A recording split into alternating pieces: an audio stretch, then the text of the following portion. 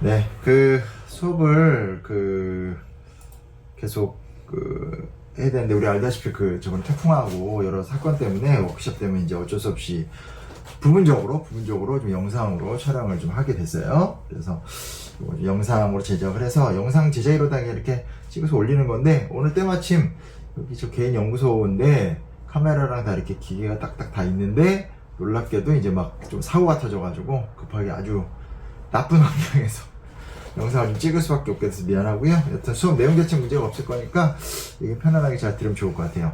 우리가 이제 근현대사를 들어가고 있는데, 지난번에 초기에 이제 2주차 때 이제 수업을 못하게 되면서 태풍 때문에 괜히 막 그러면서 해서 하나 좀 빠진 게 있어서, 이건 그냥 오늘 얘기를 하는 게 나을 것 같아요. 그러니까 이제 동아시아사의 역사를 이야기할 적에 사실은 이제 우리가 남아있는 나라가 중국과 우리나라랑 일본 이제 세 나라가 이제 되니까, 중국과 우리나라, 일본이 세 나라가 되니까, 지금 이제 중국, 일본, 우리나라 위주로 이제 역사를 살펴보는 경향이 강하죠. 특히 이제 이번 학기에는 이제 좀 뭐라고 할 수 있죠? 중국사가 워낙 비중이 커서 거기에 좀 시간이 많이 쏟았던 특징을 좀 갖고 있는데, 유목민족의 역사나 타이완의 역사 정도는 좀 그래도 좀 짚고 가는 게 맞는 것 같아가지고 그 부분을 좀 얘기를 해보도록 할게요. 일단은 유목민족들 같은 경우는 우리가 잘 알다시피 한나라 때 본격적인 유목민족이죠. 중국의 기록을 보면 서융이라든지 강족이라든지 여러 족들이 있는데, 그런 것들은 지금 연구하고 내리는 결과들을 보면 순수한 유목민족이다 이렇게 좀 볼 수는 없다라고 이야기 좀 많이 해요. 많이 얘기를 하게 되고요. 그리고 이제 본격적인 어떤 유목민족 역사를 이야기할 때는 유목민족 역사에서 이제 최초로 등장하게 되는 건 스키타이라고 좀 할 수 있게 되겠고, 스키타이 같은 경우는 우리나라 동아시아 쪽에서 큰 영향을 미치지 못하고 이제 저쪽 유럽에 가서 어떤 영향을 좀 미치게 되는데, 그러니까 유목민족 역사 자체를 이야기할 때는 스키타이를 이야기를 하지만, 동아시아 역사에서 이제 본격적인 유목민족, 그리고 특히 이제 유목민족의 영향력인 거죠. 1차적으로는 중국과의 충돌, 그리고 2차적으로는 이제 동아시아에 대한 영향력을 행사하게 되는 건데, 그거는 이제 알다시피 예전에 얘기했다시피 이제 한나라 때, 그러니까 진나라 때부터죠. 정확히 말하면 추정시대 때부터 등장하게 되는 건데, 진나라 때부터 등장하게 되는 이제 흉노족이다라고 좀 볼 수 있겠어요. 그래서 흉노, 그리고 이제 그 이후에 이제 수당 때 이제 돌궐, 그리고 돌궐이 이제 두 개로 쪼개져서 하나는 저쪽 유럽에 가서 이제 터키의 원조가 됐다 이런 얘기를 하게 되는 것들도 있고, 그리고 위그르, 조금 더 이제 송나라 때 이럴 때 보면 이제 거란 같은 경우 특히 이제 발해를 멸망시킨 나라로 유명하죠. 그리고 그 이후에 이제 사실 이런 여러 가지 이제 기라성 같은 유목민족들이 활약을 할 적에, 거기서 사실은 그렇게 중요한 역할을 하지 못했었던 몽골이 등장을 해서 세계 제국을 세우면서 굉장히 또 큰 변화를 일으켰고, 마지막으로는 이제 송나라 때 중국의 절반을 지배했었던 금나라도 여진족이고, 다시 이제 우리가 앞에서 강조했었던 이제 청나라를 세웠던 여진족 다 등장하게 됩니다. 그래서 통상 이제 우리가 유목민족이라고 얘기하면 흉노, 돌궐, 위그르, 거란, 몽골, 여진 정도 얘기합니다. 다만 이제 여진은 이제 처음에도 얘기를 했던 거지만, 여진 같은 경우는 이제 유목민족은 아니죠. 중국의 입장에서 북쪽에서 내려오니까 북방민족의 하나다라고 얘기할 수 있을지 모르겠지만, 생활 양식 자체가 이 밑에 나오는 그림처럼 이렇게 게르를 치고 천막을 치고 이동 생활을 하고 이런 건 아니거든요. 오히려 여진족 같은 경우는 이제 반농 반수렵, 혹은 이제 목축이 굉장히 좀 강조가 되고 이런 정도의 차이고, 만주를 근거로 하니까요. 그리고 만주에 또 가보면 사실 우리나라 한강보다 훨씬 더 큰 강들이 많거든요. 그래서 여진은 조금 다른데, 그렇다고 해서 또 여진을 어떻게 또 애매하게 카테고리를 분류하기는 애매해서 수렵민족 이런 말도 어울리진 않아서 요 정도 좀 써봤습니다. 그래서 여기에 이제 티베트, 토번이나 이제 토요콘 같은 그런 나라들도 들어가겠는데, 이제 흥미로운 게 뭐냐면 두 가지 특징을 갖고 있어요. 첫 번째는 우리가 뭘 얘기할 수 있냐면, 제가 여기다가 첫 줄에다가 순수한 유목민은 가난한 유목민이다 이런 말을 썼어요. 말 그대로예요. 그러니까 그걸 나름대로 보여주고자 요 밑에 보면 여기 이제 여성분의 이제 모습들을 보여드렸는데, 순수한 유목민이 뭐겠어요? 순수한 유목민이라는 건 말 그대로 순수하게 초원의 세계에서 사는 거죠. 그러니까 여기 나온 것처럼 이렇게 저런 염소나 야크나 이런 어떤 동물들을 기르고 얘네들을 끌고 다니면서 풀을 먹이고, 이 염소나 양이나 야크에서 나오게 되는 가죽, 그리고 고기, 그리고 이 털을 통해서 나오는 직조물들, 이런 것들을 갖고, 또 이제 혹은 이제 젖에서 나오게 되는 유제품 같은 것들, 이런 것만 먹고 살거든요. 그러니까 사실상 그냥 유목세계에 살아가는 순수한 유목민들이다라고 한다면, 즉 유목세계만으로는 유목민들은 풍요롭거나 부자가 되거나 어떤 뭐 강력 힘을 발휘하거나 이것 자체가 불가능하다는 특징을 갖고 있다는 거예요. 그러니까 운명적으로 유목민들이라는 것은 이 어떤 그 유목세계에서 살아가는 어떤 그 삶으로는 한계를 지닐 수밖에 없고, 그걸로 어떤 큰 부를 갖거나 강력한 정치체로 발전을 하거나 한다는 것 자체가 불가능하다는 거죠. 그 얘기 뒤집어서 이야기하면 뭘 의미하는 거냐면, 유목민은 농경세계를 약탈하거나 농경 국가를 공격하면서, 즉 뭔가 좀 더 특수한 형태의 민족적 조직을 구성한 상태에서 풍요로운 농경지대를 공격하고 약탈하면서 국가를 강화시켜 나가는 기본적인 약탈적 성격을 지닐 수밖에 없다는 거예요. 그래서 첫 번째로 우리가 기억해야 될 것은, 유목세계라는 것은 그 자체로 독립적으로 기능한 적은 없다. 독립적으로 기능하는 게 있죠? 없다. 그러니까 다시 한번 얘기할게요. 유목세계는 그 자체로 독립적으로 기능을 완벽하게 하는데 한계가 있다는 거죠. 그러다 보니까 결국은 유목세계라는 것은 농경세계를 약탈하고, 농경세계를 더 강력하게 약탈하기 위해서 강력한 어떤 그 기마병이라든지 조직체계를 갖추면서 약탈적 체계로서 움직여지는 제국으로 발전할 수밖에 없게 된다는 특징을 갖게 되는 거거든요. 그래서 첫 번째로 좀 기억해야 될 사실은, 이 순수한 유목세계는 존재하지 않는다. 그리고 유목세계의 역사에서 가장 강력하게 등장하는 건 대부분 다 농경세계와의 충돌을 통해서 이루어진다라는 걸 첫 번째로 말씀을 드리고 싶어요. 이해되죠? 두 번째로 이야기하고 싶은 건 뭐냐면, 그 결과물이 어떻냐라는 거죠. 흥미로운 게 뭐냐면, 알다시피 유목민들은 이제 몽골 초원에도 있고, 그리고 오늘날로 말하면 이제 외몽골, 또 내몽골 이 지역에도 있고, 티베트 쪽에도 있고, 중앙아시아에도 있고, 또 동유럽, 그리고 일견 가끔 가다 보면 뭐 서유럽에도 살짝 들어갈 때도 있고, 그리고 근동 등등등, 이 유목세계는 굉장히 광대하다는 거예요. 근데 굉장히 광대한데, 냉정히 따져서 흥미로운 게 뭐냐면, 이 유목민족이 크게 형성을 해서 성공한 지역은 사실 따지면 이제 동아시아밖에 없죠. 스키타이가 터키나 이 일대에 가서 활동을 했다? 쉽게 몰락하거든요. 그렇게 큰 정치체가 되지 않아요. 그리고 중앙아시아나 유럽에서도 크게 대제국으로 유목국가가 성공한 사례는 거의 찾아보기 힘들어요. 대표적인 게 이제 몽골 정도인데, 몽골은 사실은 동아시아에서 성공을 거두고 거기서 진출을 해나간 거니까 단적인 예라고 할 수 없겠고, 여튼 이렇게 따져보다 보면, 그러니까 이제 터키가 우리가 돌고래 후예다 이런 말을 얘기는 하지만, 그건 사실은 이제 한민족 같은 개념은 아닌 거죠. 왜냐면 이 터키 같은 나라들, 그러니까 튀르키예 같은 나라들은 이제 사실 이제 그 이후에 이슬람 왕조라든지 복합적인 역사의 발전사들이 막 섞이면서 발전을 했기 때문에, 터키 사람들이 우리가 돌고래 후예다라는 말은 우리가 들은 게 웃는 거죠.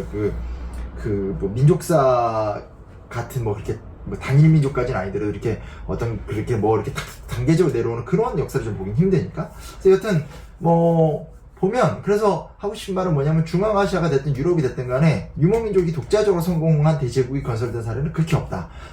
어떤 그런 집단으로서, 부족으로서 강력한 힘을 잠깐 발휘하는 적은 있지만 안 된다라는 특징을 갖고 있어요. 근데 그에 비해서 동아시아에서는 굉장히 크게 성공을 합니다. 그래서 춘추전국 시대 때부터 성공한 흉노가 결국은 이 진나라 때가 되면서, 진나라 때 이제 짓는 황제를 진시황은 시황, 황제가 되는 거고, 흉노는 이제 선우라는 지배자가 나오게 되는 거고, 또 이제 그 한나라 때도 흉노랑 굉장히 많이 싸움을 하게 되죠. 그러니까 중화제국은 끊임없이 선우는 지배층의 표현이잖아요. 선우가 이끄는 흉노족과의 싸움을 했다라는 게 한국지가 있는 거고, 다시 또 이제 위진남북조 시대 때는 아예 이제 오호라고 하는 이제 북방민족이 내려와서 중국을 점령하는 사태가 발생하고, 수당 때는 또 내려오지 않았던 북방의 순수한 유목민이 돌거리 또 굉장히 크게 형성을 한다라든지, 또 저쪽 서역에서 이제 토번이 형성을 한다라든지 반복이 되거든요.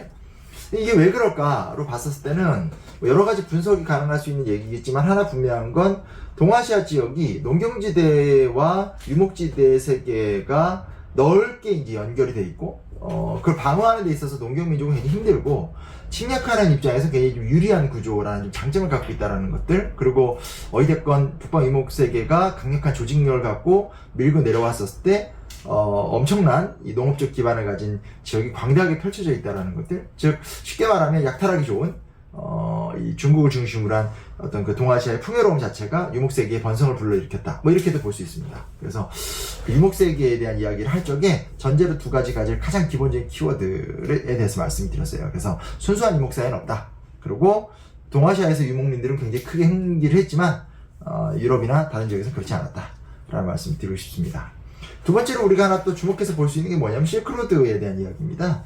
실크로드에 대한 얘기는 제가 저번에 뭐 하서 주랑이라든지 뭐 이렇게 그 고비사막 일대의 모습들에 대해 자세하게 이야기를 해줬던 적이 있어요.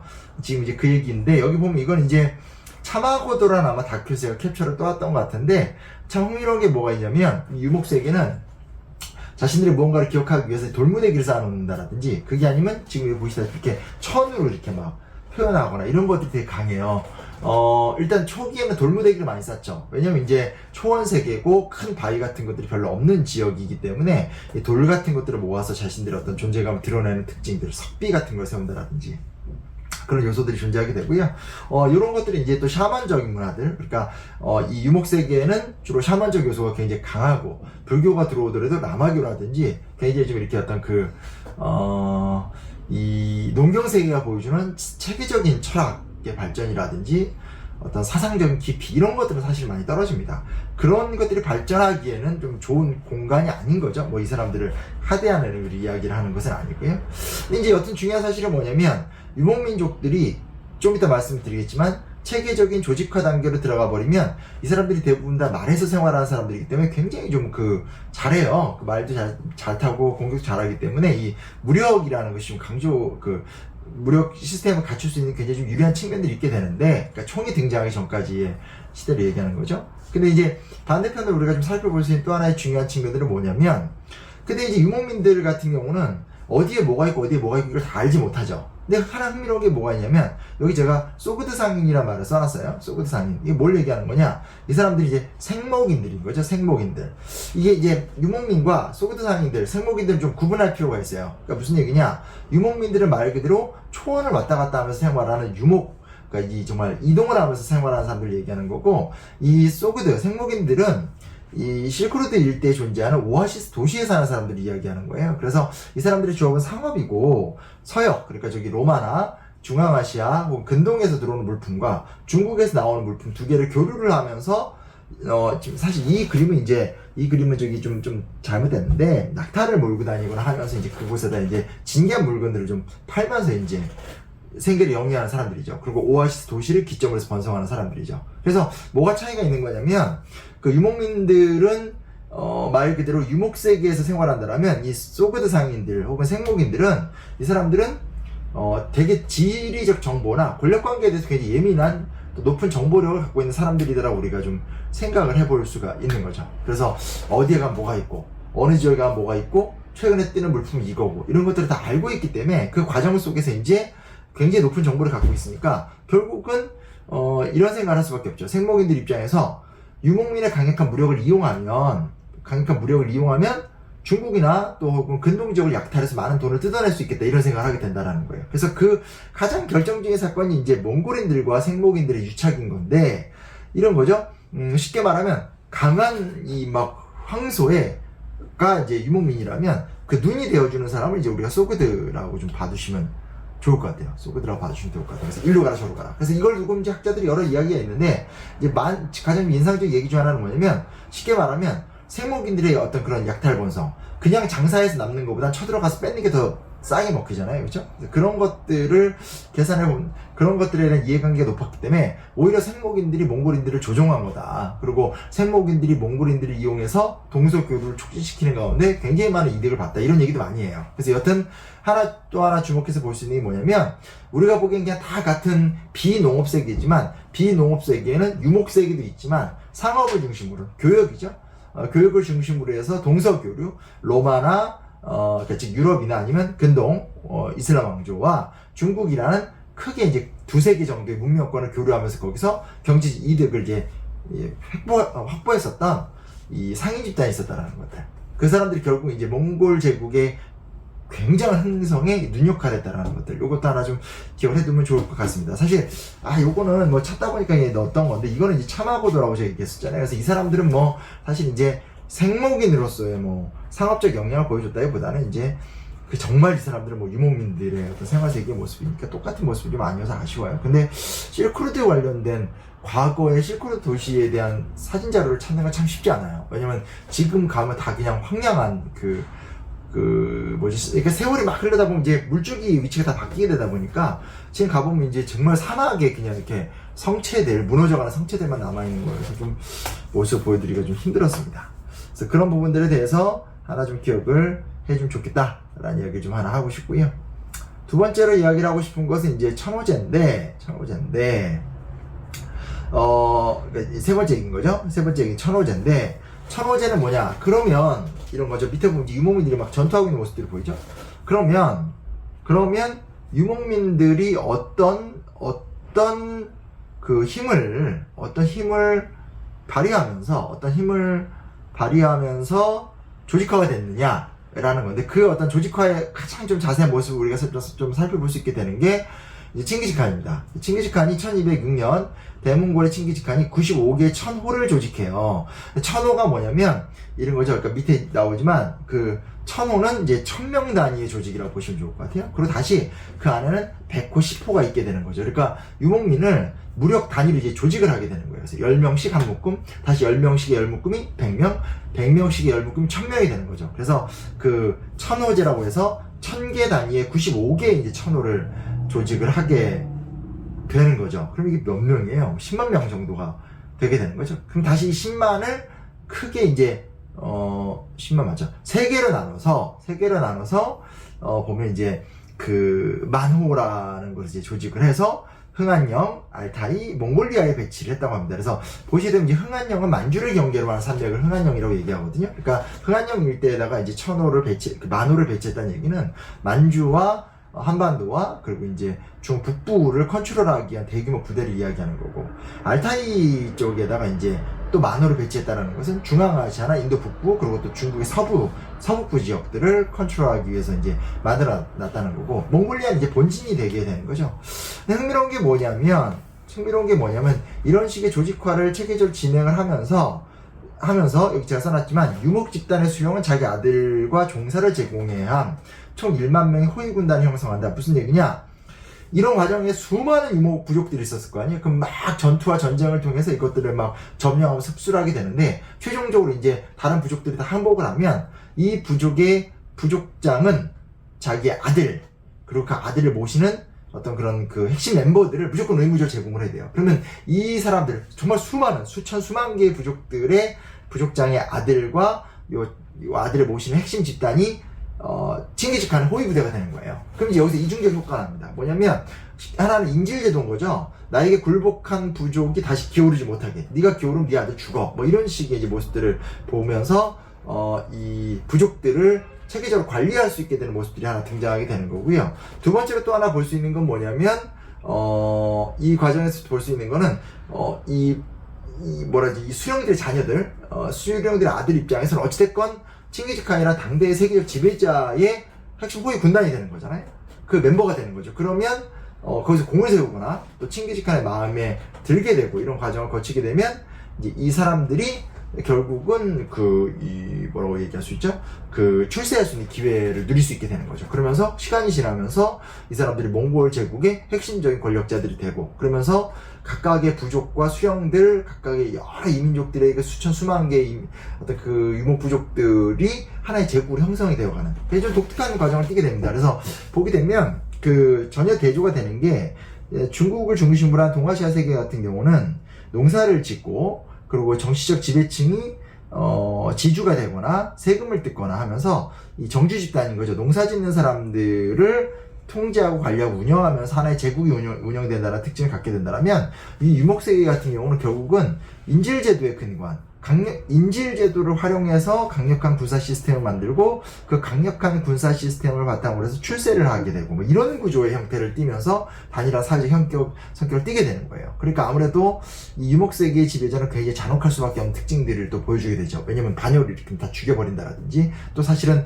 그 유목세계를 통합하는 과정 속에서 어마어마한 그 전투와 전쟁을 치르면서 칠갑을 하면서 권력을 장악한다라든지 하는 모습들을 볼 수 있게 되고, 그러니까 아무래도 여성의 사회적 지위 같은 경우들이 드라마나 이런 데서 보면 좀 나오지만 사실은 이 농경 사회에 비해서 또 훨씬 더 이제 떨어지는 모습들을 우리가 또 살펴볼 수 있게 됩니다. 굉장히 좀 농경사회에서 보기엔 야만적인 거고, 인류의 문명사적 보더라도 굉장히 그 농경사회로의 혹독함과 잔혹함이 있지만, 굉장히 좀 투박하고 거칠고, 뭐 좀 그런 모습들이 강할 수밖에 없는 모습들을 좀 보여주게 된다는 거죠. 그래서 이런 것들. 그래서 이게 천호제가 됐든 나중에 가면 이제 청나라는 이제 누르하치가 8기군이라는 걸 만들잖아요. 그래서 원래 전통적인 사부족체제를 해체하고 8개의 재배치를 하게 되면서 철저하게 누르하치와 이 청나라에 복종을 하는, 그리고 헌신하게 된 어떤 그런 8기를 만들고, 그게 이제 또 청나라도 중국을 쳐들어오기 전에 몽골을 점령한 다음에 몽골 8기를 또 만들어요. 그리고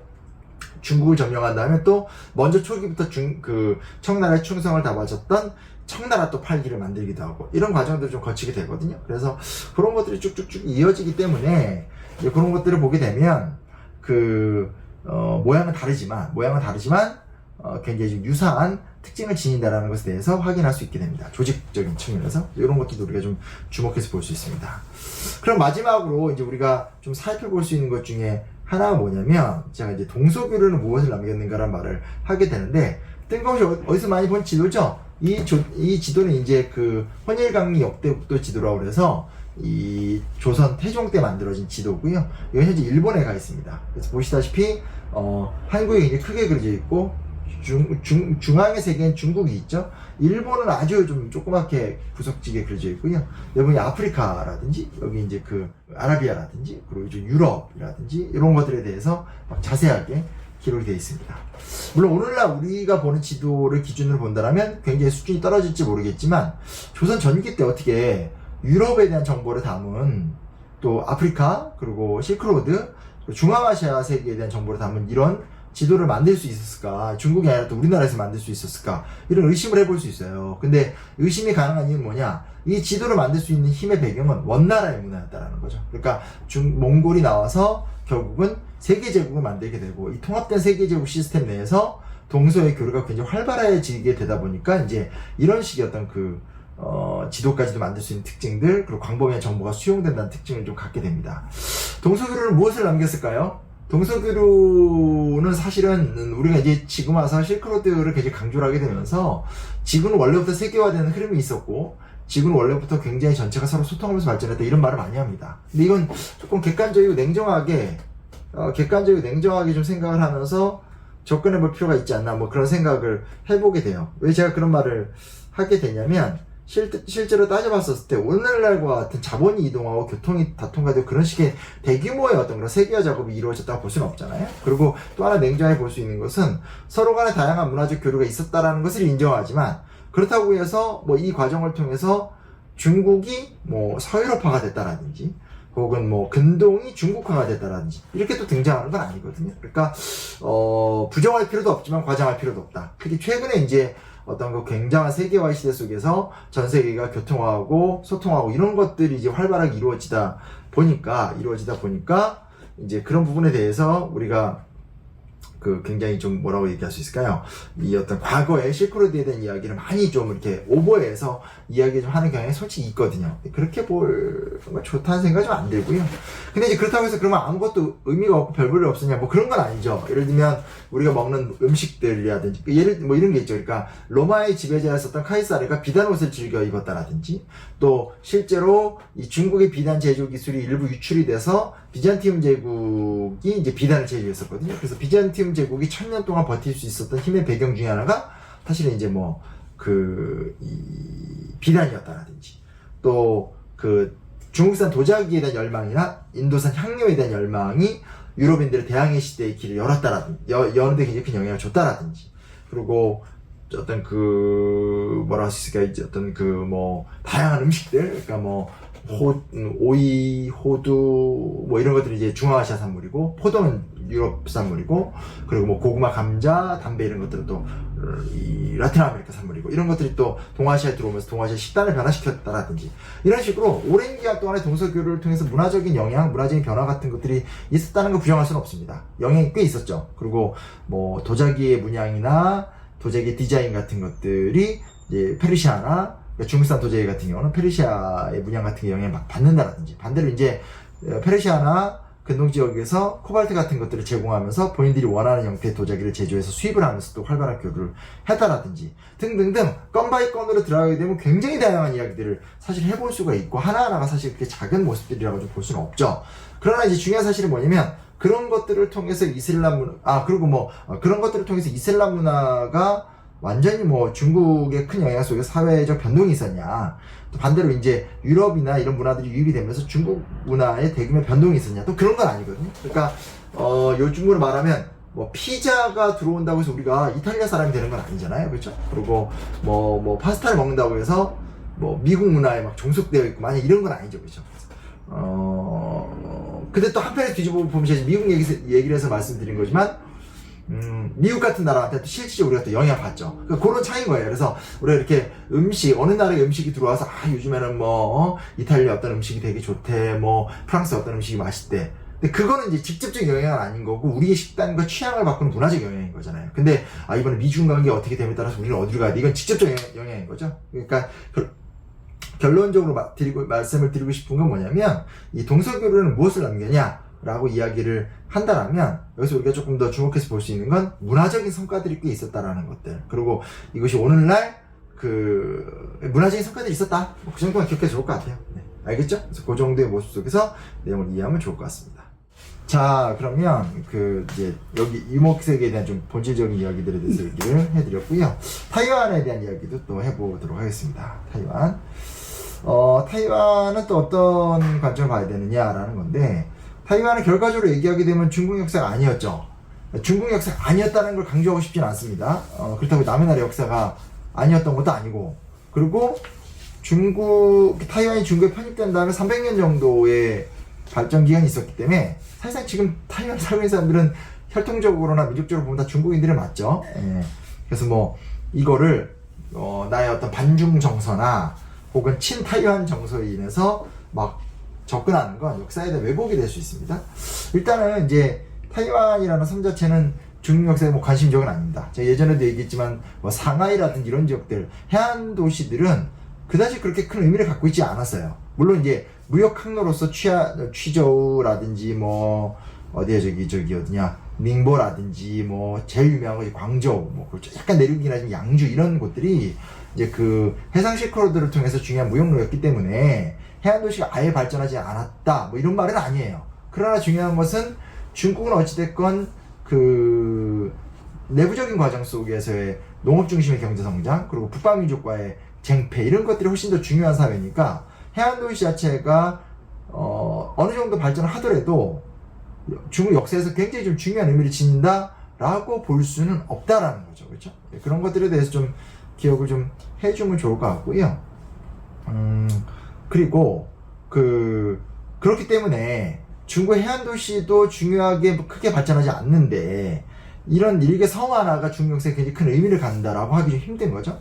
근데 굳이 역사를 따지게 되면 구전으로 내려온 이야기지만, 포르투갈 상인들이 이 일대를 지나가다가 발견하게 되면서, 이야, 이게 정말 너무 아름답다, 라포르모사 이러면서 아름다운 섬이다, 이런 이름이 이제 처음 불려지기 시작을 했다라는 유럽 측 기록이 있게 되는 거고요. 결정적으로 이제 이 지역이죠. 이 타이완 지역이 실제로 이제 이곳에 이제 네덜란드인들이 정착을 하게 되면서 이제 발전을 하게 되는 건데, 여기 써놨듯이 1619년 바타비아의 이제 근거지를 마련한 네덜란드입니다. 그러니까 바타비아는 지금의 자카르타예요. 구글에 쳐보면 나오시겠지만, 동남아시아의 인도네시아의 현재 이제 중요한 도시죠. 그래서 물라카이협 일대 쪽에 있는 도시인데, 네덜란드 이제 바타비아에 정착을 하면서 인도네시아 점령을 합니다.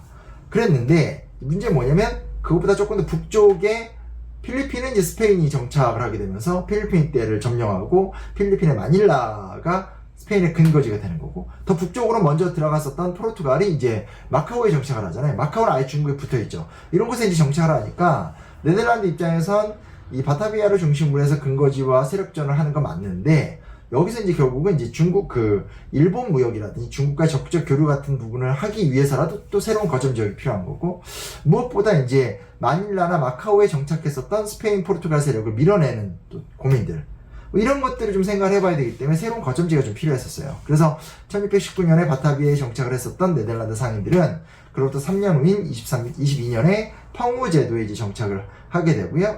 보이시죠? 펑우 제도 바로 이제 타이난 바로 앞에 있는 제도고, 그리고 이제 요 바로 이렇게 타이난에 이제 안핑이라는 곳에 정착을 하게 되면서 이 타이완이라는 곳에서 무역 활동을 하게 됩니다. 그래봤자 수백 명이긴 하지만 어찌됐건 네덜란드인들에 의해서 타이완의 활용 가치가 입증이 됐다고 좀 볼 수 있고요. 보통 이제 통상적으로 타이완 이야기는 이렇게 이야기를 끌어가는데, 사실은 이렇게 이야기 끌어간다는 것 자체가 우리가 역사를 기억하는 데 있어서 굉장히 좀 서구적인, 서양 중심적인 사고를 한다라고 말을 해도 별로 할 말은 없습니다. 왜 그러냐면, 사실은 이제 타이완이라는 섬은 끊임없이 일본 해적이나 중국 해적들이 사용했던 공간인 거거든요. 그러니까 여기 또 제가 이걸 참 지도로 어떻게 보여주는데 굉장히 좀 어려움이 있는데, 실제로 이제 보게 되면 이제 여기가 푸저우, 그리고 이제 뭐 항저우, 저장성 뭐 이런 성들이 있는데, 그 옆에 타이완이 있는 거죠. 여기 광저우, 그러니까 광저우부터 그러니까 이제 광동성이죠.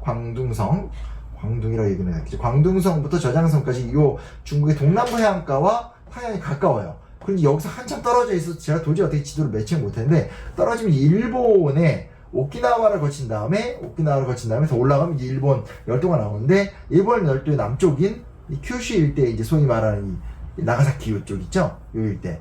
요 일대 권역이 우리한테 전혀 관심이 없는 지역이긴 하지만 중국의 주변 세력들한테 중요한 관심 지역인 거예요. 그러니까 중국 동남해안가와 타이완, 그리고 오키나와, 일본 남부와 나가사키 일대, 요쪽들. 여기는 특별한 정치체가 등장하진 않고, 이제 오키나와는 이제 왕국이 등장하지만, 이렇게, 그리고 이곳이 이제 중국이 됐든 일본이 됐든 우리나라가 됐든 핵심 이익 지역이 아니기 때문에 부수적인 주변 공간인 거죠. 주변 공간이란 말은 뭘 의미하는 거냐면, 국가가 그만큼 적극적으로 이곳을, 신경 쓰지 않는다라는 거죠. 이곳을 신경 쓰지 않는다는 얘기 뭐냐? 국가가 아닌, 해적이라든지, 혹은 이제 그쵸, 해적이죠. 그런 세력들이 요 일대에서 활동이 되게 좋은 거죠. 그래서 보게 되면, 실제로, 여기다 제가 일본 해적, 중국 해적이라는 말을 이렇게 간단하게 썼는데, 아주 대규모의 상업적 능력을 가졌던 중국 해적이라든지, 또 이제 중국과 일본 오가면서 굉장히 크게 교육을 했었던 일본 해적단 같은 것들이 굉장히 활발하게 또 활동했던 곳이 이곳입니다. 근데 여기서는 이제 제가 간단하게 써놓고 넘어간 건, 그 사람들이 여러 기착지의 한 곳으로 타이완을 활용하는 정도였었지, 타이완이 이 사람들의 핵심적인 정착 지역이었고 활동 지역이었다라고까지 이야기하는 건 좀 문제가 있어요.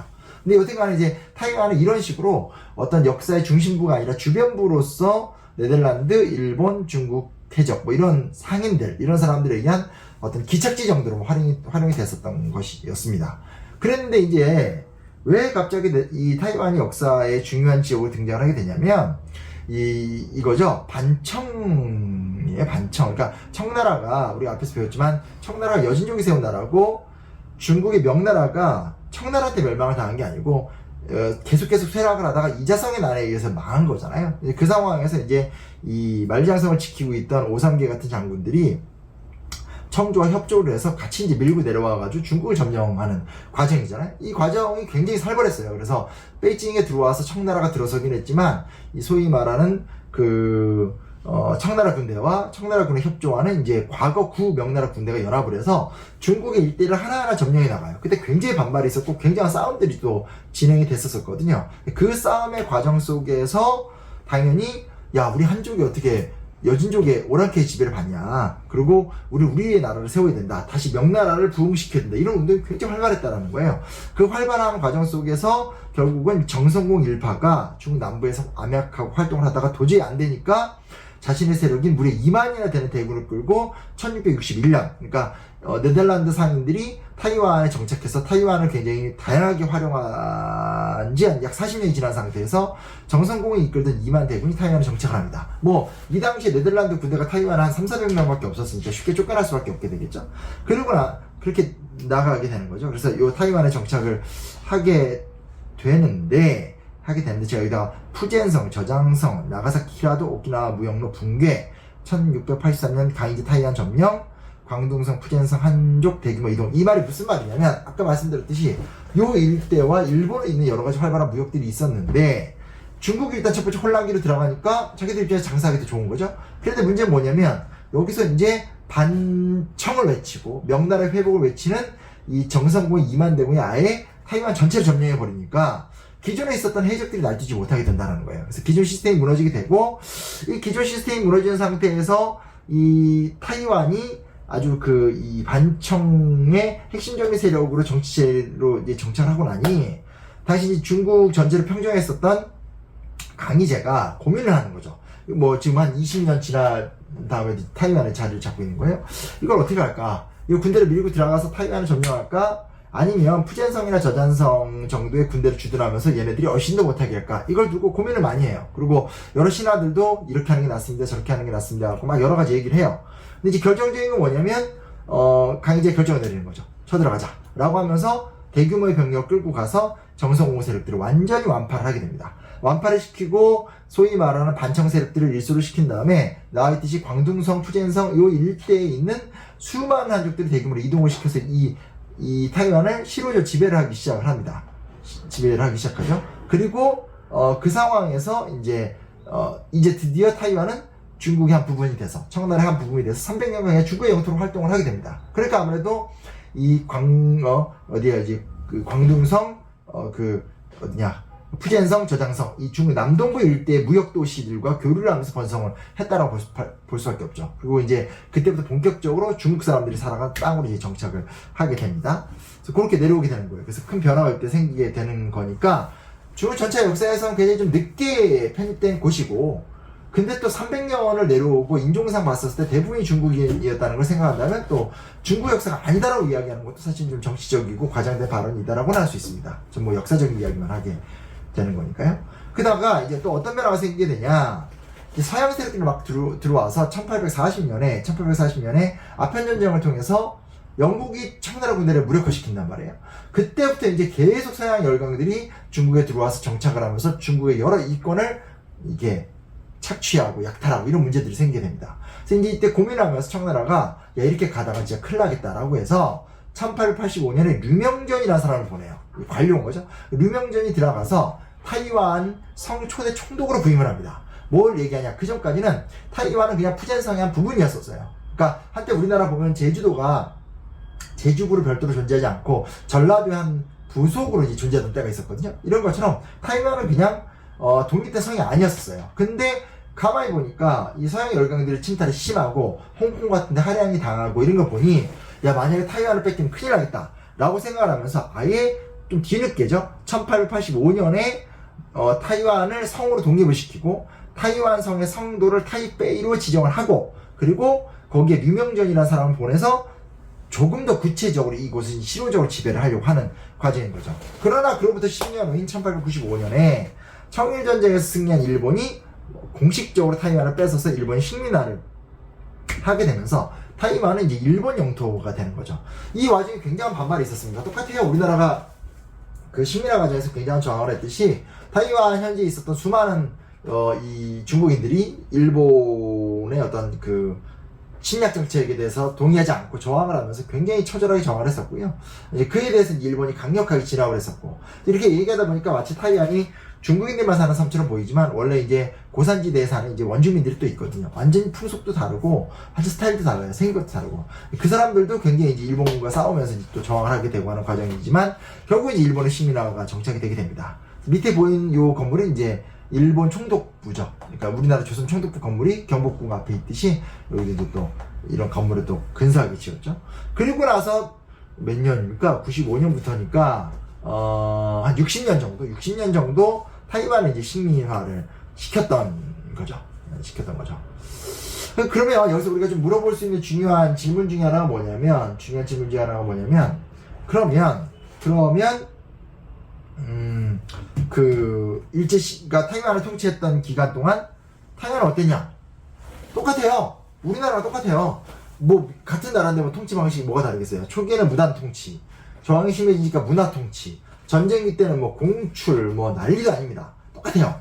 근데 지금 여러분들이 타이완 친구들을 만나보거나 타이완 사람들의 인식을 살펴보거나 혹은 지금 우리나라를 통해서 소개가 되는 타이완 관련된 책을 보게 되면 뭐 사탕수수 산업이라든지 공업에서 굉장히 큰 성과가 있었고 뭐 그럴 때 이런 얘기를 합니다. 그러니까 무슨 얘기냐, 여기서 가장 큰 차이는 뭐냐, 일본이 타이완을 대하는 태도와 조선을 대하는 태도가 그렇게 차이가 있었냐? 크게 차이가 있지 않아요.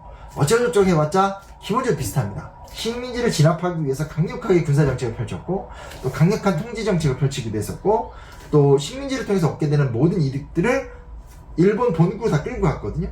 그러니까 피해는 똑같아요. 피해는 똑같은데 우리는 일제강점기를 정말 치욕적인 시간으로 기억을 하고 중국은 이거에 대해, 이제 타이완 사람들이 이것에 대해서 긍정적으로 생각을 하는 거거든요. 왜 그런가에 대한 이유를 또 설명을 해드릴게요. 왜 그러냐를 보게 되면 통치 방식의 차이의 문제가 아니라 그 다음 그 유명한 1947년 228 사건 때문에 그렇습니다. 45년에 일본이 패망을 하잖아요. 일본이 이제 타이완한테 패망을 한 다음에 일본이 타이완한테 이제 패망을 하고 나서 그 다음 단계로 타이완한테 이제 패망을 하고 나서 그 다음 단계로 이제 결국 이제 일본이 중국의 국민당 정권에 항복을 해요. 그리고 장제스 정권, 국민당 정권에서 천이라는 사람을 타이완 총독으로 보내요. 제일 처음에 너무나 기대를 하는 거죠. 드디어 우리가 300년간 그래도 이 중국의 일부로 살아왔으니까 중국인으로서의 민족의식이 투철할 거 아니에요? 그랬는데 일본한테 이 모진 식민지 시절을 보내서 너무 괴로웠는데 야 좋다 라고 생각을 한 거예요. 근데 문제는 뭐냐, 이 국민당 정권이 굉장히 이 시기에 타락한 모습을 보이게 되거든요. 천이가 들어와서, 그러니까 즉 이 본토에서 중국 국민당 군인과 관료들이 들어와서 쉽게 말하면 이 타이완에 살고 있었던 사람들을 거의 뭐 매국노 친일파 취급을 하는 거예요. 그리고 타이완을 굉장히 억압적으로 통치를 하고 타이완의 고유성을 부정하고 니들은만 다 이등 국민이야 이런 식으로 취하면서 타이완을 잘 통치하고 민심을 얻으려는 노력을 하지 않고 굉장히 지배자로서 군림을 하게 되고 폭정을 펼치면서 민심이 들더들 끌어올랐거든요. 그러다가 47년 2월 28일 날 사건이 터지게 되죠. 이게 우리나라 제주 4.3 사건과 똑같아요. 스토리가. 이 당시에 이제 담배를 팔던 여성, 타이완이죠. 타이완에 오랫동안 살았던 여성이 담배를 팔고 있다가 이게 노상에서 판매하는 게 불법이었거든요. 그 단속하는 단속원이 이 여자를 굉장히 심하게 폭행을 해요. 굉장히 모멸적으로 대하고. 그 비슷한 거죠. 제주 4.3이나 막 이런 것들 보면 비슷하게 나타나게 되죠. 그러니까 이제 그렇게 대하니까 이제 열받은 시민들이 막 항의를 하니까 경찰이 발표를 해요. 그러면서 사람들이 죽어나가니까 막 사람들이 막 더 크게 막 저항을 하면서 어마어마하게 충돌이 벌어지게 됩니다. 그러니까 거의 제주 4.3하고 비슷하게 가게 되는 거예요. 관료나 공무원이 일반 시민들이 엄혹하게 대하게 되고 엄혹하게 대하는 태도에 대해서 강렬하게 저항을 하니까 더 강력하게 찍어 누르게 되고 장제스 정권은 이 소위 말하는 228 사건이 일어났을 때 이 배후에 공산주의자들이 있다 라고 하면서 거의 빨갱이 취급을 하면서 군대를 파견해서 실탄 사격을 하면서 정말 강경하게 진압을 하게 되는 거죠. 그러니까 이제 국민당 입장에서 너무나 억울한 거예요. 그러니까 타이완 사람들 입장에서. 왜냐면 실제로 우리는 해방을 기다렸었는데 2년간 이 폭압적인 정치에 정말 지치고 지치다 저항을 했는데 저항한 것에 대해서 뭐 좋아. 천이 같은 이 성장들은 그렇게 할 수 있어. 그러면 전체 중국을 지배하는 장제스라든지 지배층은 그렇게 하면 안 되잖아요. 근데 니네 빨갱이나 하면서 강하게 진압을 하게 되면서 이 정말 너무나 고통스러운 시간을 보내게 되고 이때 저항했었던 수많은 사람들이 정말 죽거든요. 그리고 나서 더 어처구니없는 사건이 뭐냐면 그로부터 2년 후에 국공내전에서 장제스가 패배하면서 수십만의 군대를 끌고 또 한 1, 200만 될 거예요. 굉장히 많은 사람들을 끌고 들어와서 이 타이완을 점령하죠. 그러고 나서 타이완에서 이 장제스와 또 장제스의 아들인 장진과 장경국이라고 불렀었죠. 이 사람들이 40년간 독재 정치를 쭉 펼쳐요. 근데 2등이도 나오고 87년까지 했지. 이 사람들도 거의 우리나라 비슷합니다. 쭉 독재 정치를 펼치게 되고 약 40년간 계엄령을 선포했었거든요. 그러니까 이게 우리나라도 막 1, 2년 계엄령 선포하면 난리가 나는데 얘는 40년간 계엄령을 선포하게 된 거예요. 그런 과정을 거치면서 철저하게 억압적인 정치를 펼치게 되니까 이제 그러고 나서 87년에 민주화가 되고 나서 최근 들어서 타이완 사람들이 이제 이야기를 하는 과정들을 보게 되면 이제 그런 거죠. 이 사람들의 기억 속에서 너무나 고통스러운 기억이 지난 40년인 거예요. 그러니까 내 현재의 고통스러운, 즉 국민당 정권의 기간들이 고통스럽기 때문에 그 전 기간은 덜 고통스럽게 되는 거죠. 그러니까 우리로 말하면 이런 게 있잖아요. 일제 식민지에 대한, 일제 강점기에 대한 반발과 고통에 대한 심리가 최고로 높으니까 상대적으로 조선시대에 대한 이미지 좋은 거, 이런 거라 보시면 돼요. 근데 여기서 가장 큰 차이는 뭐냐면 우리는 일제 식민지 지배 기간이 짧았고, 타이완보다 훨씬 절반밖에 안 되잖아요. 짧았고, 워낙 오랜 기간 동안 일종의 단일 민족까지는 아니더라도 어찌됐건 사실상 거의 뭐 그런 어떤 하나의 민족의 민족사적 발전사가 있었다는 걸 부정할 수가 없잖아요. 그러니까 너무나 오랜 기간 동안 한국인은 한국인이거든요. 한국인은 한국인으로 살다가 잠깐 일본한테 식민지배 당했기 때문에 그게 감당하기 힘든 거고, 독재 정권의 억압도도 셌지만 우리나라 독재 정권들은 산업화라는 명분을 통해서 국민적인 공감대를 얻는 부분들도 있었고, 독재보다 사실 더 컸던 문제는 분단이죠. 6.25 전쟁을 통해서 북한의 재침략에 대한 두려움이 컸었기 때문에 또 이제 독재 그게 더 크니까 반공주의가 더 큰 거지. 독재 정권보다 반공주의에 대한 두려움이 더 컸고, 또 독재 정권대로 뭐 이 타이완처럼 그런 장기 계엄령을 펼치거나 뭐 그러지 않았잖아요, 그렇죠? 그러다 보니까 이 여러 가지 측면에서 같은 어떤 외세로부터 식민지를 경험했지만 한국 사람들이 생각하는 식민지에 대한 기억과 타이완 사람들이 생각하는 식민지에 대한 기억의 차이가 너무 큰 거예요. 그리고 결정적인 건 방금 전에 얘기했듯이 이 장제스 정권이 40년간 계엄령을 펼치면서 겪었던 그 과정이 너무 큰 거죠.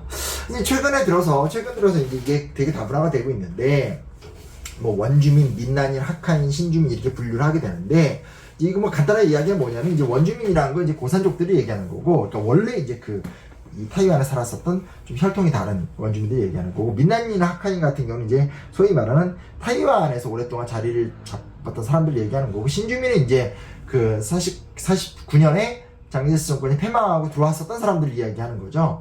이렇게 나눠서 분류를 하는 경우도 있는데, 현재 이제 타이완은 이제 어디로 갈지 모릅니다. 근데 타이완의 국민당 계열은 하나의 중국을 외치고 있고, 또 우린 중국인이다라고 이야기를 하고 있는 거고, 그에 비해서 이제 현재 권력을 잡고 있는 민진당 같은 경우는 이제 우리는 중국인이 아니라 타이완입니다 라고 이야기를 하고 있습니다. 그리고 여기에 대해서 타이완의 주류 역사학계가 중국인이 아닌 타이완인으로서의 정체성을 좀 강조하는 경향도 좀 강하고요. 뭐 이런 것들이 있습니다. 그래서 현재의 타이완은 좀 이런 복잡성의 모습을 띠고 있다는 것을 우리가 또 좀 기억을 해두는 것도 중요하지 않나라는 생각을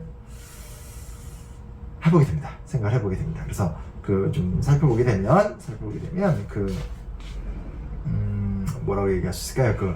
현대 타이완이 갖고 있는 좀 다른 모습들에 대해서도 우리가 좀 기억을 할 필요가 있다는 것들, 이 정도 좀 살펴보면 좋지 않을까 좀 생각을 해보게 돼요. 그럼 현대 타이완은 어떠냐?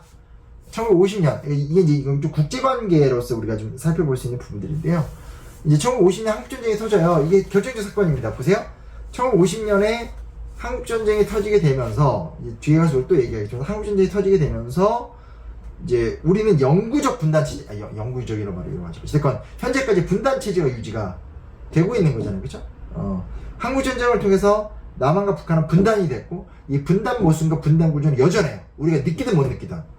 그러니까 여전히 우리 사회에선 반공주의적 성향이 강한 거고, 조건이 싫거니 하더라도 한미일 삼각 안보 체제에 대한 어떤 지배력이 높은 거고, 특히 일본에 대한 반감이 있더라도 적어도 미군이 우리나라에 주둔하는 거에 대해서 우리나라 사람들이 뭐 불만이 없잖아요. 그렇죠? 오히려 더 많이 와라, 무기를 더 달라, 이런 이야기를 하는 사람들이 있는 거고, 또 북한들이 또 어떤 그런 행동들을 보이게 되는 거죠. 그래서 한국전쟁을 통해서 분단체제가 만들어지게 되는 거고, 그리고 한국전쟁이 인천상륙작전을 통해서 국제전이 되니까 중국군이 참전을 하잖아요.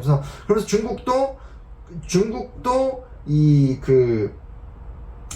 한반도에서 북한을 지원하는 과정 속에서 타이완을 점령하는 점령 계획도 포기하게 되는 거죠. 즉, 한국전쟁은 한반도를 분단을 시켰다라면 반대편에서 타이완을 기사회생시키는 데 굉장히 큰 도움이 됐다라는 거죠. 왜냐면, 실제로 1950년 전까지만 하더라도 미국의 주요 강요들 같은 경우는 곧 있으면 타이완 다 점령당한다고 생각을 했었어요. 그리고 장제스 정권이 넘어오긴 했었지만, 사실은 뭐 장제스 정권을 뒷받침하던 꿍상시라든지, 그러니까 즉 그 당시 이제 장제스 정권의 중요한 경제 재벌이죠, 등등등, 이종인이라고 하면 런중린이라고 하더라, 런중린 같은 장제스와 함께 중요한 역할을 했었던 군벌이라든지 등등등 굉장히 많은 사람들이 미국을 망명을 가거든요. 왜 그러냐면 타이완 곧 있으면 망한다고 본 거예요. 장제스는 이제 타이완에 가서 다시 이제 본토 수복을 외치는 상황이긴 했었지만, 이제 그런 상황이 이제 되는 거죠. 그런 상황이 이제 되는데, 사실은 45년에 일본이 패망한 다음부터 미국은 계속 공산당과 국민당 사이좋게 지내라고 얘기를 했었고, 사이좋게 좀 지내기 힘들었죠. 근데 장제스는 좀 이렇게 국가 운영을 좀 잘 하면서, 민심을 잘 품어가면서, 뭐 이렇게 좀 리더십을 갖추면서 국정 운영을 잘했으면 좋은데 그게 아니라 그냥 계속 공산당 박멸이나 외치고 군사적으로 우월하니까 미국 무기 받아다가 막 공산당 공격하는 정신 없다 보니까 결국 이제 군사력주의만 믿다 보니까 완전히 이 마오쩌둥한테 밀려가지고 쫓겨나게 된 상황이잖아요. 그러니까 이제 중국 입장에서 보면 미국 입장에서 보면 4년 전부터 우리가 그렇게 여러 가지 권고를 했는데 하나도 받아들이지 않더니 저 모양의 조건을 놨구나. 곧 있으면 망한다 이렇게 생각했던 거거든요. 근데 50년 한국전쟁이 터진 거예요. 한국전쟁이 터진 상태에서 전쟁의 다양한 형태로 확장이 되면 위험하거든요. 특히 공산권이 지금 미군이 설명하려고 하니까 어렵네요. 미군이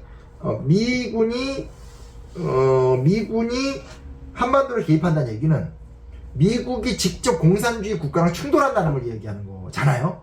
그렇죠? 왜냐면 2차 세계대전이 끝난 다음에 미국과 공산군이 직접 충돌하는 사례는 없었으니까 이때 처음 들어온 거예요. 그러니까 미국 입장에서 가장 걱정되는 게 뭐냐면 미군이 직접 들어왔었을 때 소련과 직접 충돌하는 게 우려가 되기도 하고 또 하나는 한반도 문제를 빨리 매듭짓고 빠지고 싶었던 거거든요, 원래.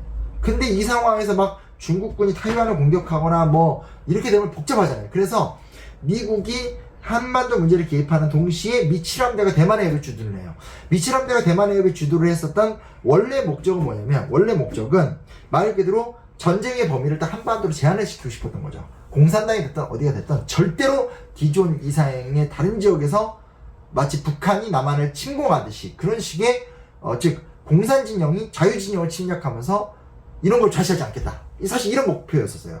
뭔 말인지 이해되세요? 그러니까 제가 지금 말씀드리고 싶은 건 원래는 국공내전에서 중국이 공산화가 되고 타이완 정권이 쫓겨나는 장제스 정권이 쫓겨나는 과정들을 보면서 미국은 예정된 수순이다라고 생각을 했다는 거예요. 근데 그 예정된 수순을 통해서 중국이 공산화가 되는 것도 충격적인데 중국의 공산화의 여파가 너무 큰 거죠. 여파 속에서 북한이 한국전쟁을 일으키니까 이게 큰일 났다고 생각하는 거죠, 뒤늦게. 그래서 미국이 좋아, 중국의 공산화까지 어쩔 수 없다 치지만 남한까지 공산화가 되는 건 절대 용납할 수 없다라고 하면서 미군이 직접 한반도로 들어오고 동시에 미칠함대가 대만 해협에 주둔하면서 죽었다 깨어나도 언감생심 너 여기 간섭할 생각하지 마. 그리고 사실 이때까지만 하더라도 중국 너네 그냥 중국만 얻은 걸로 만족해. 쓸데없는 생각하지 마. 이러면서 이제 무력시한 거죠. 중국이 공산화되는 것 이상의 그 어떤 공산화도 그 어떤 공산주의 확산도 미국이 용납하지 않겠다라는 걸 한국전쟁을 통해서 정확하게 보여준 거거든요. 근데 문제가 뭐예요? 그랬는데 중국군이 한국전쟁에 참전을 해버리잖아요. 그리고 참전을 해버리게 되고 이게 생각보다 막는 게 쉽지 않다는 거죠. 제가 저번에도 수업에서 얘기했던 것 같은데 인해전술 같은 거 없었어요. 무슨 인해전술이에요? 상식적으로 생각을 해보세요. 이게 뭐 때로 이겼다? 뭐 깽가리 치면서 이겼다? 아니 쪽수가 많아도 이 숫자가 많다라는 게 대평원에서 칼 들고 화살 쓰고 싸울 때도 숫자가 많아도 전략과 전술이 중요한 건데 이때는 기갑전의 시대 아닙니까? 하늘에서 폭격기가 뜨고 막 탱크가 대포가 쏘고 이런 시대인데 숫자가 많은 걸 어떻게 이기겠어요? 그래서 사실 인해전술이란 말은 거짓말이고 이건 그냥 이렇게 우리가 만들어내는 게 비하 발언, 중공군에 대한 비하 발언인 거고 뭐래 당나라 군대 그런 말 하잖아요. 근데 사실 그런 게 이제 다 비하 발언인 거죠. 왜냐면 당나라 군대 중국 역사 가장 최강의 부대잖아요. 그래서 당나라 군대가 못 이긴 나라가 어디 있어요? 이게 참 우리나라에서 이제 거꾸로 이런 말을 쓰게 되는 건데 여튼간에 인해전술 같은 말이 거짓말인 거고 실제로는 미국제 무기를 쓰는 국민당군과 오랫동안 싸우면서 유격전술 등등등 소위 말하는 나보다 강한 세력과 싸워서 이길 수 있는 아주 각고의 어떤 그런 그 노하우를 갖고 있는 나라가 이제 당시 중공군이었거든요. 중국군인 거죠. 이제 그러다 보니까 이제 그 한반도의 험악한 지형 그리고 그 안에서 도보를 이동하면서 끊임없이 유격전과 게릴라전을 펼치는 중국군을 미군이 막아내지 못해요. 그러다 보니까 우리가 잘 알다시피 저기 압록강까지 올라갔다가 다시 또 평택 오산까지 밀렸다가 결국은 오늘날 휴전선 일대에서 일진일퇴를 거듭하는 거잖아요. 이러면서 한국전쟁이 장기화가 되는 거예요. 그러니까 종래 미국의 모든 계산이 다 깨진 거예요. 자 보세요. 앞으로 또 나오면서 다시 한번 얘기를 하겠지만 다시 한번 이야기하는 거지만 2차 세계대전에서의 싸움이라는 것은 추축국과의 싸움이잖아요. 파시즘 세력과의 싸움. 독일, 이탈리아, 일본과의 싸움이었는데 그걸 이겼어요. 이걸 이기는 동안 미국과 소련은 밀어로 관계였었어요. 근데 이게 끝나고 나니까 이번엔 미국과 소련의 사이가 나빠지게 되면서 자유진영과 공산진영이라고 하는 냉전이라는 것이 시작이 되는 거예요. 냉전이라는 것이 시작이 되는 상태에서 47년 때부터 미국은 절대로 이 공산화 확산을 우리 막겠다. 그러면서 그때 못 막았던 게 이제 그러니까 이제 그리스나 터키의 공산을 막아냈죠. 근데 이 동유럽은 공산화가 이미 돼버렸고 중국까지 공산화가 됐었어요. 중국 동유럽이 공산화가 되고 중국이 공산화가 된 상태에서 미국은 간신히 터키랑 그리스의 공산화를 막으면서 공산 세력이 공산 세력이 지중해나 중동으로 들어오는 걸 막는 데 성공한 거죠. 근데 이제 문제는 뭐냐? 중국이 공산화가 되면서 그 공산화 여파가 타이완 쪽으로 가면 그냥 하나의 중국이니까 별 상관이 없는데 한반도로 밀려 들어오게 된 거잖아요. 그러면 이게 연쇄 도미노 현상을 일으킬 수밖에 없는 게 만약에 남한이 공산화가 되면 그 다음에 일본이 공산화가 되잖아요. 그렇게 흘러갈 수 있는 거잖아요. 이게 염려가 되니까 미국 입장에선 한반도에 개입했고 직접 미국의 군이 들어온 건데 여기서 미국의 최고의 감산 단기 개입인 거죠. 빨리 개입을 해서 빨리 딱 사태를 정리해서 게임 끝내겠다. 이게 이제 핵심적인 목표였다는 거예요. 근데 여기 이제 중국이 개입을 하게 되고 한반도 전쟁이 장기화가 되고 하니까 야 이게 장난이 아니다. 그리고 이게 우리가 군사를 강한데 이 강한 힘으로 중국군을 몰아낼 수 있는 방법이 없다. 그럼 어떡하지? 하면서 근데 그때쯤 이제 다시 이제 전황을 살펴보니까 원래는 이제 꼼짝하지 마라고 하면서 막아뒀었던 이 타이완에 있는 미칠함대가 보이는 거죠. 야 이왕 이렇게 되는 게 이왕 상황이 이렇게 되면 북한을 자유진영을 만들어가지고 오히려 거꾸로 이제 그 공산진영을 자유진영으로 바꾸는 어떤 그런 성과를 못 내지만 그래도 지금 남한을 지켜냈지 않냐. 근데 가만히 볼까 지금 타이완의 장제스 정권이 여기 가선 뭐 하고 있으니 그러면 타이완도 지켜주면 일본, 남한, 타이완으로 이어지게 되는 반공 라인이 만들어지지 않냐. 어차피 그 당시 이제 필리핀은 미국의 식민지에서 독립한 지 얼마 안 된 상황이었었고 이때까지만 하더라도 베트남이 이제 자유진영이었었고 인도차이나 반도도 자유진영이었으니까 그러니까 공산주의 세력을 그냥 대륙에서 묶을 수 있겠구나. 그래서 일본, 남한, 타이완, 필리핀. 그러니까 일본과 남한과 필리핀을 이어주는 중개거리로 중간 기착지로 타이완의 활용도가 높아지게 된 거예요. 그래서 사실은 51년에 한국전쟁 장기화 사태로 인해서 타이완의 전략적 가치가 급증하게 되면서 미 칠함대가 안 빠지죠. 그리고 장제스도 정신 차려가지고 물론 이제 제도 자체는 이제 굉장히 그 계엄령을 하는 등 억압적인 체제이긴 했었지만 국가 경제 같은 경우 중소기업 위주로 굉장히 체계적 발전을 시키면서 여러분 잘 알다시피 우리나라가 좀 재벌 위주의 모델이라면 타이완은 중소기업 위주의 모델로서 또 요즘 또 TSMC 같은 것들을 배출하면서 뭐라더나 한국 앞뒤를 놨는데 어쨌든 한국과 버금가는 정말 2차 세계대전 이후에 전 세계에 아주 잘 나가는 산업국가로서 또 정착을 하거든요. 그런 과정을 거치게 되면서 결국은 한국전쟁 이후에 이 일본, 남한, 타이완, 필리핀으로 이어지는 이 소위 말하는 그리고 이제 그 밑으로 내려가면 이제 오스트레일리아로 이어지게 되는 대동아시아 미국 동맹 라인이 현재까지 유지가 되게 되는 겁니다. 그래서 이게 이제 현대 타이완의 구조는 우리랑 별로 상관이 없는 것처럼 보이지만 상관없지 않죠. 우리랑 긴밀한 관련도 갖고 있습니다. 그래서 이제 마지막으로 좀 중요하게 볼 수 있는 게 뭐냐면 그러다가 베트남의 공산화가 또 되는 거예요. 미치겠는 거예요, 미국 입장에서. 베트남의 공산화가 되니까 이것도 어떻게 막어?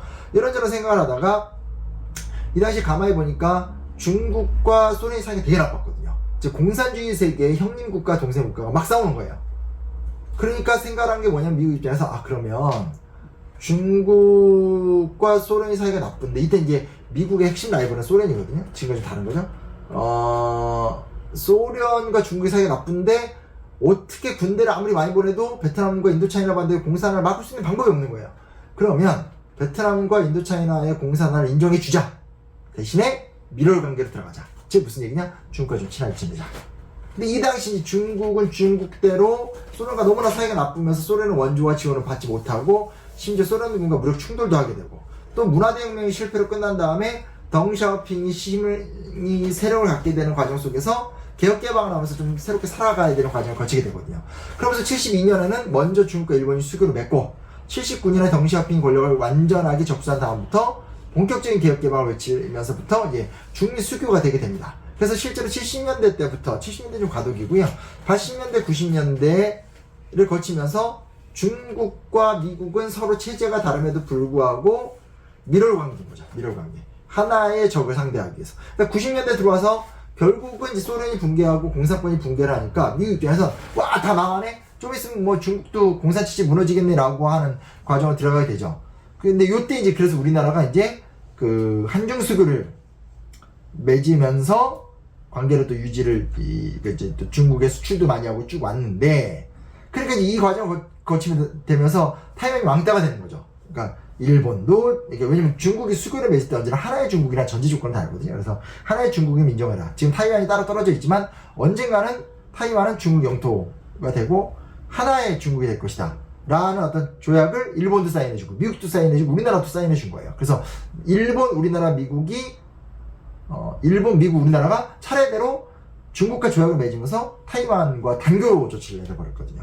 그렇다고 해서 뭐 타이완과 완전히 안 만나고 그러는 건 아니지만 적어도 국제사회에서 타이완은 완전히 쫓겨나 버리게 되는 과정을 거치게 되는 거죠. 그러니까 타이완 입장에선 너무나 힘든 시간들인 거죠. 힘든 시간이긴 하지만 여튼간에 뭐 이 과정 속에서 중국이 타이완과의 평화적 관계를 전제로 해서 관계를 개선하려는 태도를 보이고 있었고, 그리고 뭐 일단 이 당시에는 중국이 경제성장에 몰입이 되어 있었던 상황이기 때문에 타이완 문제에 대해서 신경을 쓸 여력이 없었었죠. 반대로 우리나라나 일본이나 미국도 중국 시장에 진출해서 돈을 많이 버느라 정신이 없었었죠.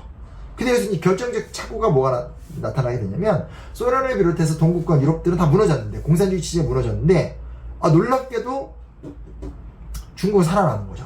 살아남은 정도가 아니라 별 문제 없이 어마어마한 성장을 거두면서 현재 G2까지 오게 된 거죠. 민주주의가 아닌, 즉 자유민주주의가 아닌 독특한 인민민주주의 체제를 통해서 중국이 지금까지 와서 대등한, 미국을 위협하는 대등한 지위까지 와버리게 되니, 이제 미국 입장에서 야, 이제는 라이벌이 소련이 아니라 여기구나, 뭐 이런 생각을 또 하게 되고, 또 이제 그러니까 이제 당연히 미국은 이 중국을 견제하기 위한 조처로서 우리나라나 일본이나 타이완과 협력을 또 강하게 주장을 하게 되는 거고, 공교롭게도 타이완 내에서도 국민당에서 민진당으로 권력이 넘어가면서 이 타이완의 독립적인 세력의 또 영향이 강화가 되고, 이런 퍼즐 속에 지금 현재 전개가 되고 있는 상황이라고 좀 보시면 돼요. 이해되시죠? 그래서 지금 이 이야기가 아무것도 아닌 것처럼 보이지만, 우리가 보세요. 중간고사 이전에는 사실 중국사만 했잖아요. 중국사 압도적으로 했었어요. 그리고 원래 우리 계획상으로는 이제 일본사를 배우면서 근현대사를 좀 최대한 간단하게 하려고 했는데, 수업 강의를 제가 조금 원래 예고했었던 그 강의 계획과 좀 다르게 틀었던 이유는, 그러니까 여러분 알다시피 이제 올해 동아시아 역사 문화라 수업이 첫 시작이기 때문에 저도 이제 나름의 이제 보이지 않는 시행착오 같은 게 하기도 하고, 근데 그보다 이제 좀 더 중요했던 게 뭐냐면, 일본 고중세사가 우리에게 별 의미가 없거든요. 동아시아 역사에도 별 의미가 없고. 근데 그에 비해서 동아시아 근현대사는 굉장히 복합적으로 현재 영향을 좀 주고 있어요. 그러다 보니까 조금 방향을 틀어서 좀 이런 얘기를 하고 있는 건데, 여튼 이제 우리가 좀 주목해서 볼 만한 문제는 뭐냐면, 여기서 우리가 진지하게 생각해 봐야 될 문제라는 것은, 난 뭐 타이완 별로 관심 없어. 에이, 타이완 중국 거 아니야? 뭐 알아서 하겠지. 이렇게 생각할 수도 있고, 타이완 가면 야, 아이스크림, 멜론 아이스크림 완전 맛있어요. 타이완 사람들 완전 잘 통해. 근데 얘네들 왜 일본 애들 저렇게 생각해? 좋은데 재수없어. 뭐 이렇게 얘기할 수도 있고, 혹은 그냥 우리 지금 한미동맹 강화시키고 한국, 미국, 일본, 타이완 다 연대해서 중국 뽀개버려야지. 우리는 언제나 영원한 미국 편이야. 그러니까 타이완 우리 편이야. 이렇게 생각할 수도 있어요. 뭐 생각의 방향까지 제가 어느 게 올 때까지 다 규제하고 싶지는 않은데, 하나 분명한 것은 뭐냐면, 과거의 한국전쟁과 이 한국전쟁 그리고 이 한국전쟁 전후에 중국의 근현대사와 우리의 근현대사, 그리고 일본의 근현대사, 이건 제가 따로 우리가 이제 또 수업을 통해 얘기할 텐데, 영향도 있었는데, 또 하나가 뭐냐? 결정적인 한국전쟁의 틀거리 속에서 오늘 우리의 어떤 타이완에 대한 친감이나 이해관계와 상관없이 한국전쟁과 현재의 G2 냉전시대 속에서 이게 꼬이면서 타이완과 우리나라의 연동체제 속에서 지금 동아시아 해법이 굉장히 복잡해진 상황이 있다는 것 정도는 우리가 인정을 해야 된다는 거죠. 그리고 감정에 빠져서 결정을 내릴 문제도 아닌 거고요. 정말 대강 이해되시죠? 그래서 이런 측면들이 복잡하게 섞여 있다는 것들, 그래서 현대 타이완 문제가 또 이런 여러 가지 이슈가 있다는 것도 좀 기억을 해두시면 좋습니다. 쭉 얘기를 하다 보니까 유목민족 얘기는 과거 이야기가 끝나버렸잖아요. 왜냐면 유목민족 이야기들 같은 경우는 이제 몽골의 흥기 이후에 또 청나라의 흥기도 있긴 있었죠. 그러나 이제 결국은 이제 총기가 발명이 되게 되고 산업혁명 이유가 들어가면서 유목민족 자체가 이제 흉계할 가능성이 존재하지 않잖아요. 말이라는 가능성의 수단이라는 것이 총을 이기지 못하니까. 그래서 이제 과거 역사가 씁쓸한 역사가 돼버린 걸로 우리가 좀 볼 수 있겠고요. 그에 반해서 그리고 이제 뭐 몽골 같은 나라가 존재하긴 하는데 우리가 이 동아시아 역사의 문화를 다룰 때 크게 시간을 내서 좀 다루는 건 좀 한계가 있고요. 그에 비해서 이제 타이완 문제 같은 경우는 타이완 문제도 마찬가지인 거예요. 우리한테 그렇게 큰 주제는 아닌데 지금 현재 G2 시대의 과정 속에서 이 타이완 문제가 또 굉장히 좀 말썽거리가 되고 있는 것도 있고 타이완인들이 어찌됐건 100년 넘게 중국과는 좀 다른 역사를 살다 보니까 다른 정체성을 지니고 있는 부분이 분명히 있거든요. 이런 것도 간단한 문제는 아닌 거죠. 그래서 지금 보시다시피 홍콩과 이 중국 안에서의 경이로운 갈등과 충돌, 홍콩의 몰락 이런 과정들이 좀 보이는 것이 있듯이 타이완 문제도 앞으로 좀 간단하지 않을 거다. 근데 이제 전혀 다른 건 이제 그 홍콩은 이 영국이 오랫동안 식민지였었고 95년에 아예 중국을 반환을 했잖아요. 그래서 그 50년간 홍콩의 고유성을 인정해주는 전제로 뭐 한다 뭐 근데 그걸 깨면서 간다라고 얘기하는데 사실 이미 완전히 흡수가 된 상태에서 사실 좀 예정된 수순을 겪고 있는 측면들이 강하거든요. 중국의 민주화가 되지 않는 한. 그러니까 이제 중국의 어떤 서양식 민주 체제를 갖춰지지 않는 한. 근데 이제 타이완은 독재적인 국가로서 지금 인정을 하든 안 하든 독재적인 국가잖아요. 이 독재적인 국가로서 지금 또 굉장히 또 민진당 세력과 타이완 독립 세력이 강한 입장에서 그들이 적극적으로 또 반도체 동맹이라든지 또 타이완 일본 관계라든지 또 일본의 우경화랑 타이완의 연합이라든지 남한의 보수 세력과 이 타이완의 민진당 세력과의 교류라든지 여튼 이런 복잡한 퍼즐들이 있습니다. 그 안에서 우리가 좀 생각 잘해야 될 것 같아요. 그래서 이 얘기를 하게 되는 거는 우리가 그렇게 애매해요. 우리가 아예 좀 더 반공주의를 확실히 좀 멀리 하면서 보수가 됐던 진보가 됐던 정책적 내용의 차이는 있지만 그럼에도 불구하고 이 대륙이라는 이 회색지대에서 마치 동남아시아 국가들이 그러하듯이 어떤 그런 중국이나 미국의 어느 한 나라에 올인하는 태도가 아닌 회색지대로서의 어떤 한미일 동맹과 중국 러시아와의 긴밀한 관계라는 것 속에서의 어떤 틈을 찾아가는 일관성을 갖고 있으면서 타이완 문제를 대하는 거랑 근데 이게 지금 그렇지 않잖아요. 이렇게 국민의힘이 권력을 잡으면 완전히 이제 한미일 일변으로 가고 또 이제 민주당으로 들어오면 근데 또 민주당이 들어온다고 해서 얘네가 또 완전히 또 회색지대는 또 아니고 애매해요. 그래서 지금 이게 또 좀 고민이 됩니다. 이 고민은 제가 해답을 내드릴 수 없고 우리가 만들어갈 부분이기 때문에 이 고민 정도 일단 멈추고 저희가 또 다시 오프라인 수업에서 제가 뭐라고 얘기할 수 있을까요? 중국과 한국과 일본, 미국의 어떤 근현대사 역사 발전 상황에 대한 얘기를 또 해보도록 하겠습니다. 자, 알겠죠? 네. 오늘 여기까지 하고요. 또 다른 수업, 아마 1개 정도는 온라인 수업을 하나 더 만들어야 될 것 같아요. 일단은, 또 우리가 뭐 학교 수업보다는 이게 집중도 이런 게 좀 그렇게 떨어지기 때문에 제가 이렇게 좀 수업을 좀 짧게 끊었습니다. 뭐 쉬는 시간 빼고 하면 많이 줄어들 수 있는데, 조금 최대한 짧게 끊었는데, 여튼 잘 이해되셨죠? 궁금한 거 있으면 직접 물어보면 됩니다. 수고했어요. 우리 화요일날 만나요. 고생했어요. 끝.